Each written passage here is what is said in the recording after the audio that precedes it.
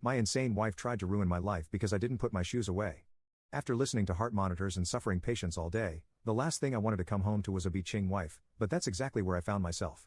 My wife is an influencer, but I am an ER nurse who works long hours. Working in the ER is not for the faint of heart, and I usually spend 12 hours on my feet covered in blood, organs, and fecal matter.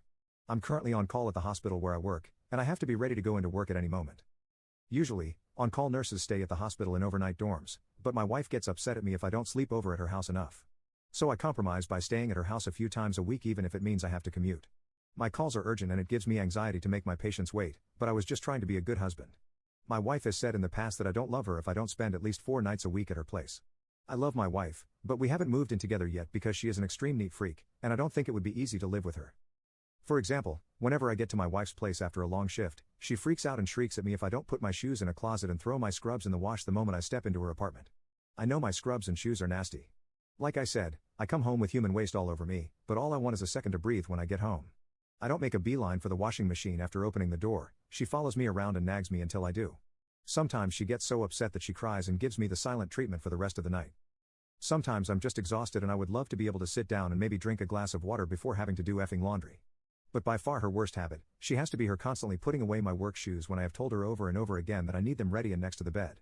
I like to keep my shoes and clothes right next to my side of the bed so I can be ready and out the door as quick as possible. Doesn't seem to understand that I'm already sacrificing time by sleeping at her place instead of the hospital, and that I need every second I can spare after I get a call.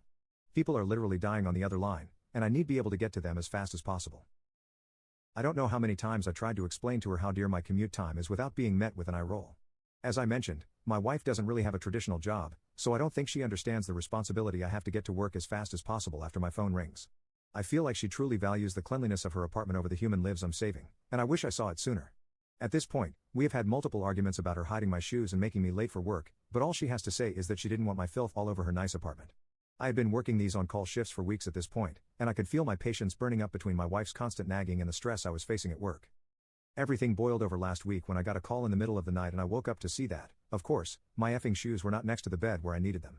I was being called in because there had been a local fire in the middle of the night and there were dozens of injuries and burn victims.